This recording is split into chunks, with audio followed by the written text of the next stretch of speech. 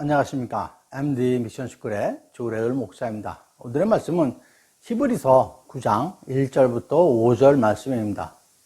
첫 언약에는 섬기는 예법과 세상에 속한 성소가 있더라. 예비한 첫 장막이 있고 그 안에 등잔대와 상과 진설병이 있으니 이는 성소라 일컫고 또 둘째 휘장 뒤에 있는 장막을 지성소라 일컫나니 금향로와 사면을 금으로 싼 언약궤가 있고 그 안에 만나를 담은 금 항아리와 아론의 쌍난 지팡이와 언약의 돌판들이 있고 그 위에 속죄소를 덮는 영광의 그룹들이 있으니 이것들에 관하여는 이제 낱낱이 말할 수 없노라. 네, 이 말씀을 항아리, 지팡이, 그리고 돌판이라는 제목으로 함께 나누도록 하겠습니다. 성소에는 등잔대, 상, 진설병이, 그리고 지성소에는 금향로, 금으로 싼 언약궤가 있습니다. 그리고 언약궤 안에는 만나를 담은 금 항아리, 아론의 쌍난 지팡이, 언약의 돌판, 이 세 가지 물건이 있습니다. 오늘은 언약궤가 갖는 의미와 언약궤 안에 있는 만나를 담은 금 항아리, 아론의 쌍난 지팡이, 그리고 언약의 돌판에 대해서 말씀을 나누도록 하겠습니다. 언약궤 안에 있는 세 가지 물건에 대하여 말씀을 나누기 전에 먼저 언약궤에 대하여 알아보겠습니다. 이는 출애굽기 25장의 말씀에 있습니다. 언약궤는 아카시아 나무로 만든 상자이고 크기는 가로 70cm, 세로 120cm, 높이 70cm 정도로 제작된 것입니다. 상자의 사면은 금으로 씌워져 있고 맨 위에는 속죄소라고 하는 순금판이 놓여 있습니다. 그 속죄소 양 옆에는 그룹이라고 하는 날개를 가진 천사가 서로 대면하여 있고 그들의 눈은 속죄소 중앙을 향하고 있으며 상단 양쪽에는 운반용 막대기를 낄 수 있는 고리가 있고 그 상자 안에 만나를 담은 금항아리와 아론의 쌍난 지팡이 그리고 2개의 돌판이 들어 있습니다. 이 언약궤는 첫째, 언약궤는 하나님의 임재를 상징합니다. 하나님은 지성소 안에 있는 언약궤 위에서 그들과 함께 하시고 또 그곳에서 말씀을 하십니다. 언약궤는 이스라엘 백성들에게 하나님의 말씀과 임재를 경험하는 장소들인 것입니다. 오늘날 우리의 몸과 마음이 하나님의 성전이죠. 이는 우리 안에 성령님이 내주하시기 때문입니다. 마음은 우리의 영혼과 하나님의 영혼이 함께하는 자리로서 우리들은 그분의 말씀을 우리의 마음판에 새기고 그 말씀을 통해 하나님의 음성을 듣는 것입니다. 두 번째로 언약궤는 인간의 죄성을 깨닫게 합니다. 언약궤 안에 들어있는 것이 만나가 담긴 금항아리죠. 아론의 쌍난 지팡이, 언약의 돌판입니다. 하나씩 말씀을 드리겠습니다. 그것은 모두가 인간의 죄와 관련되어 있습니다. 이들 세 가지 물건의 탄생의 배경을 잠시 보겠습니다. 만나에 대하여는 출애굽기 16장 2절과 3절에서 모세와 아론을 원망하여 하는 그 이스라엘 자손이 그들에게 이르되 우리가 애굽 땅에서 고기 가마 곁에 앉아 있던 때와 떡을 배불리 먹던 때에 여호와의 손에 죽었더라면 좋았을 것을 너희가 이 광야로 우리를 인도해 내서 이 온 회중에 줄여 죽게 하는도다 라고 하는 거죠. 즉 광야에 먹을 것이 무엇이 있겠습니까? 그래서 이스라엘 백성들이 불평하고 원망하는 것입니다. 모세하고 아론한테 애굽에서 노예로 고된 노동과 고통의 탄식을 잊어먹고 먹을 것만 생각하니까 원망하며 구원의 은혜에 감사할 줄 모르는 백성들인 것입니다. 그런 백성들에게 하나님께서는 만나를 주셨죠. 두 번째로 아론의 쌍난 지팡이도 가나안 땅을 정탐하고 난 후에 백성들의 원망과 배신에 대해서 하나님께서 보여주신 능력입니다. 돌판도 잘 아시다시피 이스라엘 백성들의 금송아지 우상숭배로 첫 번째 돌판이 깨졌죠. 모세가 던졌죠. 이와 같이 언약궤에 들어있는 세 가지 물건은 그 탄생의 배경에는 인간의 죄성에 의한 것들입니다. 하나님께서 언약궤 안에 이들을 넣게 하신 목적 중에 하나가 그들이 항상 그들의 죄를 깨닫고 하나님 앞에 겸손히 순종하며 살아가기를 바라는 마음으로 그 물건들을 언약궤에 놓게 하신 것이죠. 세 번째로 언약궤는 하나님의 음성과 은혜의 상징입니다. 언약궤 안에 있는 속죄소는 용서의 장소죠. 또 은혜의 장소이기도 합니다. 하나님의 의와 심판을 상징하는 그룹 천사는 대제사장이 드리는 짐승의 피를 보고 그 언약궤 안에 있는 인간의 죄에 대한 심판을 그치시게 되는 것이죠. 이는 우리의 대제사장이 되시는 예수 그리스도의 피로 인간의 죄에 대한 용서를 상징적으로 보여주고 있는 것입니다.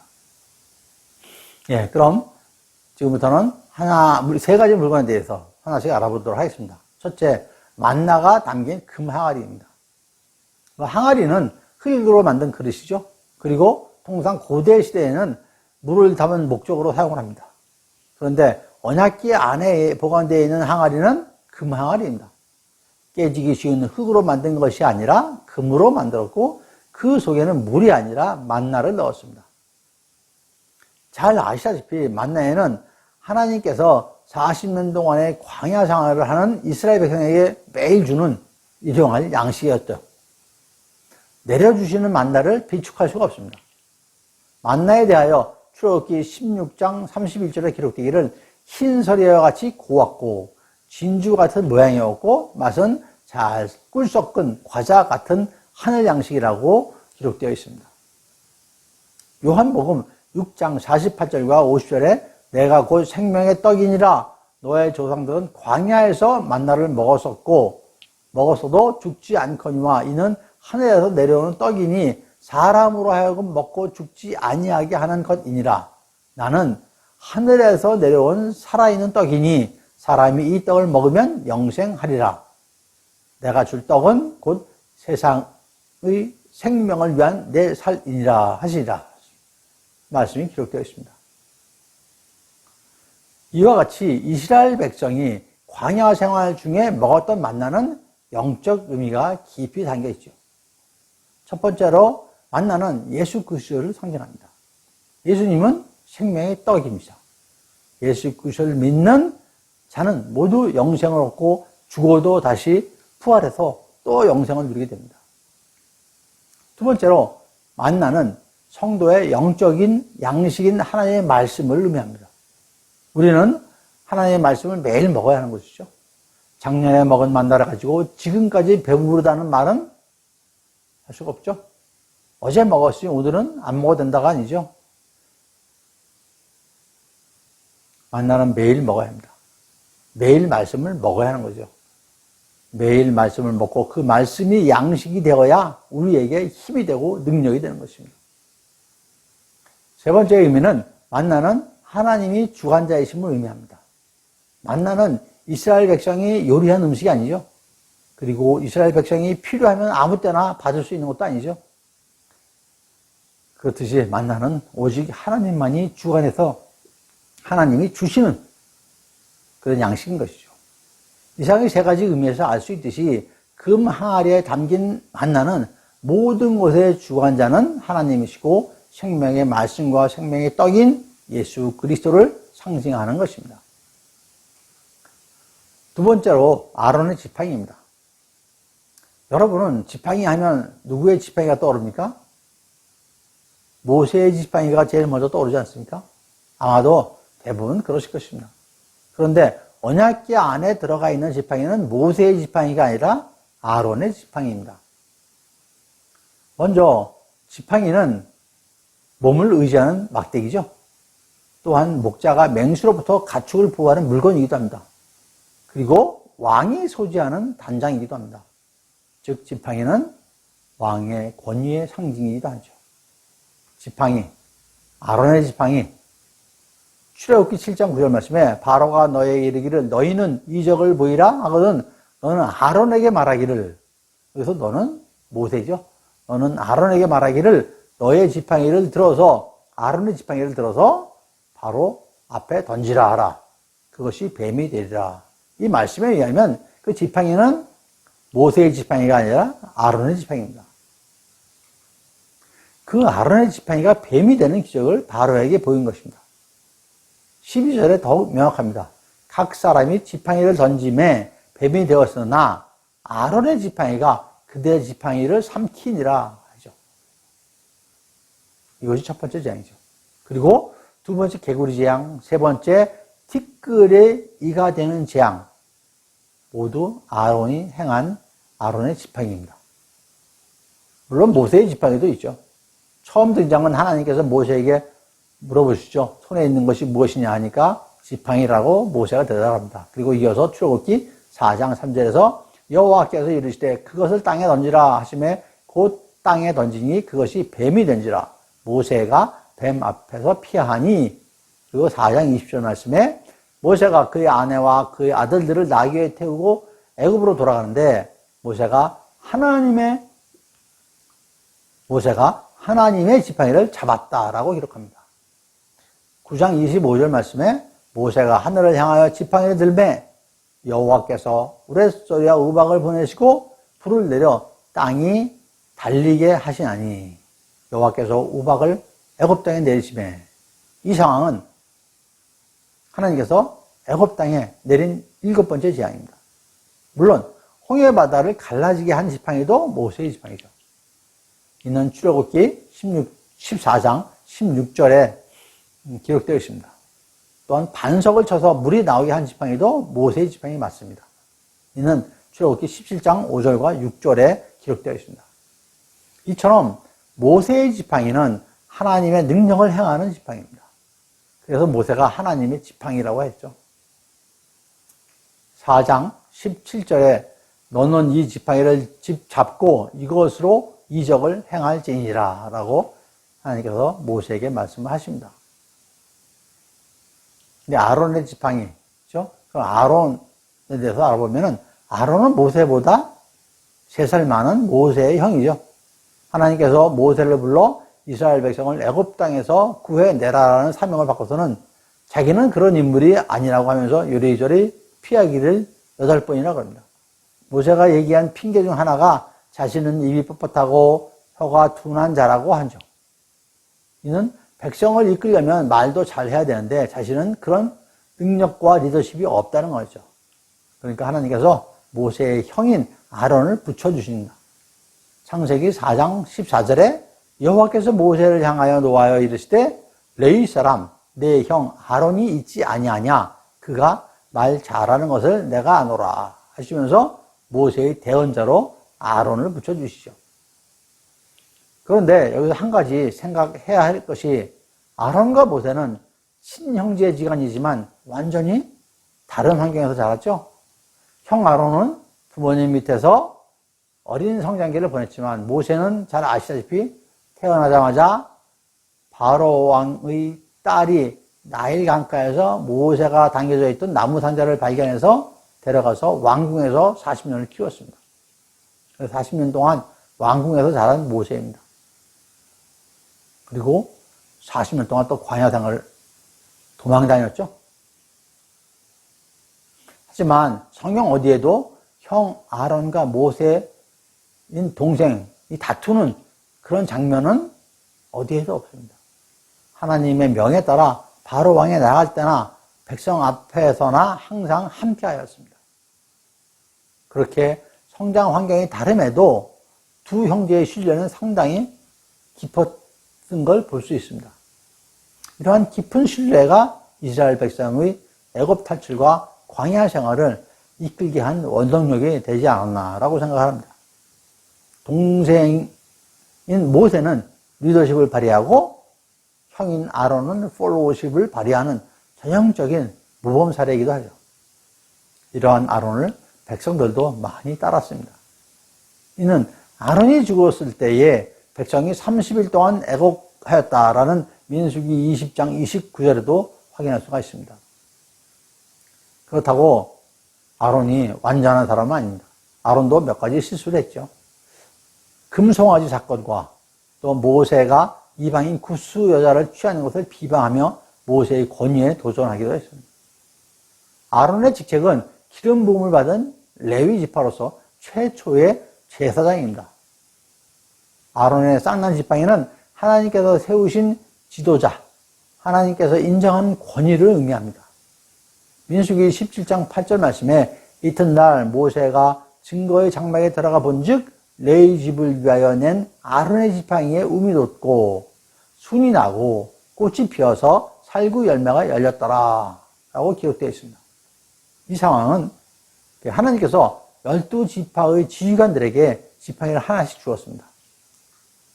아론의 쌍난 지팡이의 배경은 이스라엘들이 하나님의 홍해바다를 갈라지게 하여 탈출한 이후에 광야를 거쳐서 가데스 바네아에 이르게 됩니다. 여기서 가나안 땅을 탐정하게 되고 이를 위해서 각 지파에서 한 명씩 선발해서 40일간 정탐을 하고 돌아오죠. 이에 대한 내용은 잘 알고 계실 것입니다. 근데 이 정탐꾼 12명 중 여호수아와 갈렙을 제외한 나머지는 가나안 사람은 거인이고 우리는 메뚜기라고 하니까 백성들이 밤새도록 통곡을 하고 모세와 아론을 원망하죠. 다 죽게 됐다고.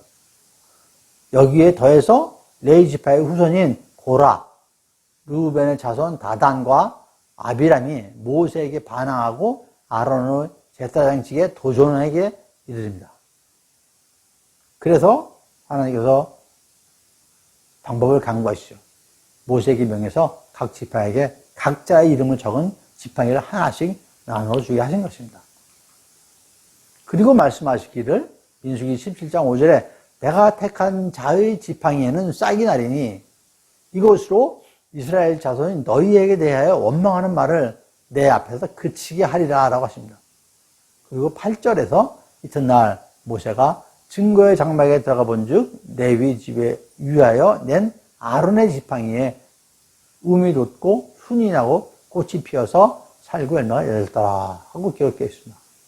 그 이어서 10절에서 여호와께서 또 모세에게 이르시되 아론의 지팡이는 증거궤 앞으로 돌아가다가 거기 간직하여 반역한 자에 대한 표징이 되게 해서 그들로 내게 대한 원망을 그치고 죽지 않게 할지니라 라고 하십니다. 이 말씀에서 먼저 아론의 지팡이는 하나님께서 택한 자의 지팡이라고 하십니다. 다른 사람들과 같은 지팡이가 아닌 것이죠. 하나님께서 아브라함을 택하시고 모세를 택하시고 다윗을 택하셨듯이 아론도 택함 받은 자인 것이죠. 하나님께서는 모세에게 가려져 있는 아론에 대하여 명확히 택함 받은 자임을 공표를 하시는 것입니다. 두 번째로 생명이 있는 부활의 지팡이입니다. 지팡이는 나무 막대기죠. 통상 나무를 잘라 만들었으니까 죽은 나뭇가지를 사용합니다. 그런 나무 막대기에서 싹이 나는 것입니다. 생명이 다시 나오는 것입니다. 생명의 부활을 볼 수 있습니다. 세 번째로 생명의 주관자는 하나님이십니다. 8절에서 아론의 지팡이에서 움이 돋고 순이 나고 꽃이 펴서 살구 열매가 열렸다고 했죠. 움이란 앞서 말씀하신 싹을 의미합니다. 싹이 나고 순이 나고 꽃이 피고 열매가 맺히는 것, 생장 과정을 전부 말씀하시죠. 즉 모든 것의 주관자는 하나님이심을 의미합니다. 그런데 여기서 살구의 의미가 무엇일까요? 왜 하필 살구나무일까요? 살구는 깨어있다, 지키다의 의미가 있습니다. 살구나무는 겨울잠에서 가장 먼저 꽃을 피는 나무고 꽁꽁 언 겨울을 깨우는 나무라고 합니다. 이는 하나님께서 늘 계셔서 역사를 주관하시고 심판 중에도 늘 깨어서 남은 자들을 지켜 보호하시는 것을 의미합니다. 이와 같이 싹이 나고 살구 열매가 맺히는 아론의 지팡이는 예수 그리스도를 상징합니다. 언약궤에 들어가 있는 싹이 난 아론의 지팡이는 예수님께서 이 땅에 오심을 의미를 한다고 말씀드릴 수가 있습니다. 세 번째로 들어있는 제품이 언약의 돌판이죠. 언약의 돌판이 십계명에 쓰인 돌판을 의미하는 것은 잘 아실 것입니다.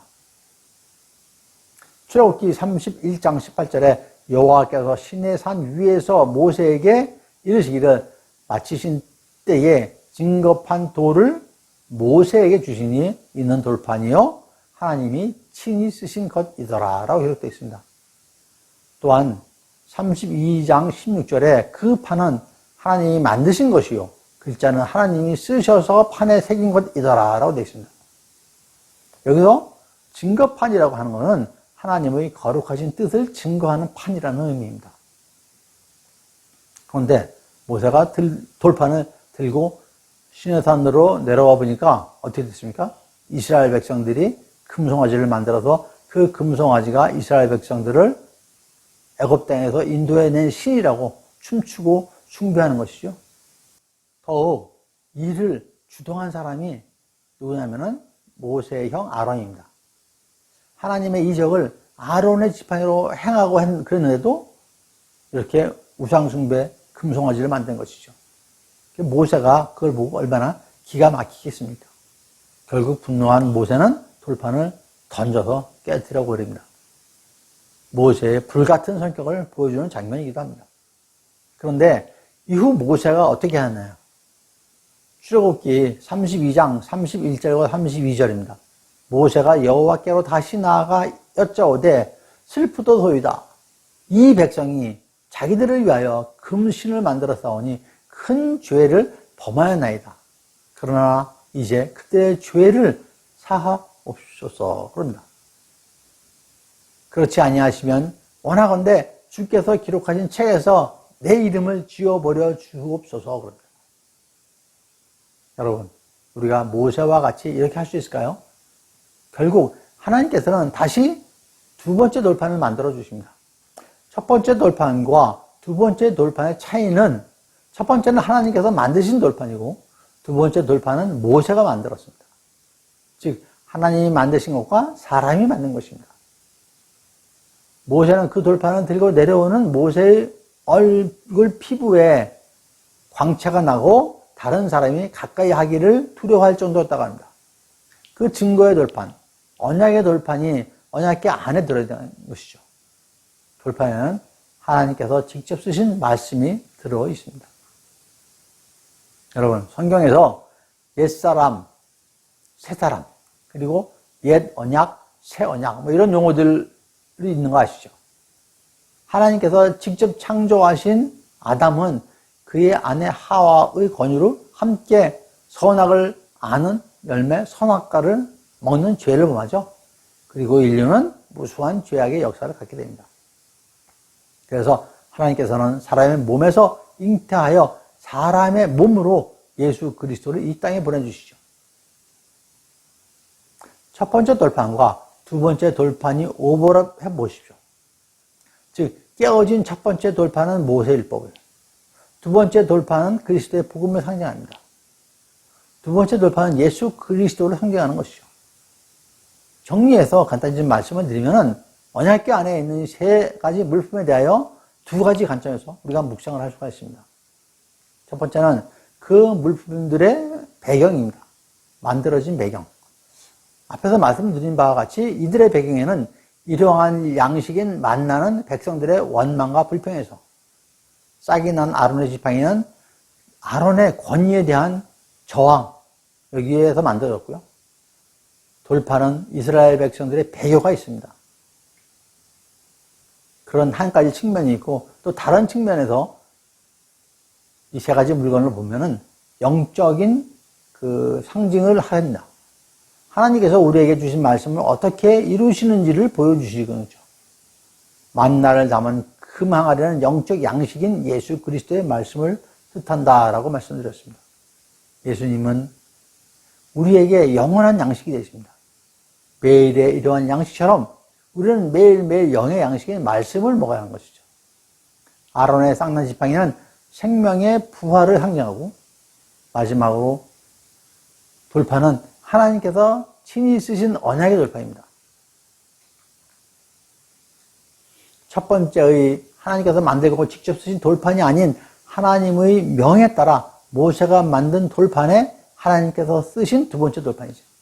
이 두 번째 돌판은 복음을 상징한다고 말씀을 드렸습니다. 이와 같이 언약궤 안에는 만나가 들어가 있는 금항아리, 아론의 쌍난 지팡이, 또 언약의 돌판이 있습니다. 이것들은 우리가 하나님 앞에 거룩하게 살지 못했던 그러한 증거들을 담고 있는 것이죠. 그래서 우리는 언약궤 앞에서 우리는 항상 우리의 죄됨을 돌아보고 회개해야 할 것입니다. 또한 우리는 오직 하나님만이 우리의 구원자이심을 기억해야 할 것입니다. 옛사람이었던 자신과 새 사람의 나를 돌아보며 주님과 동행하는 삶의 여정을 가야 할 것입니다. 그러한 삶의 여정을 가는 그 여러분 모두를 축복드립니다.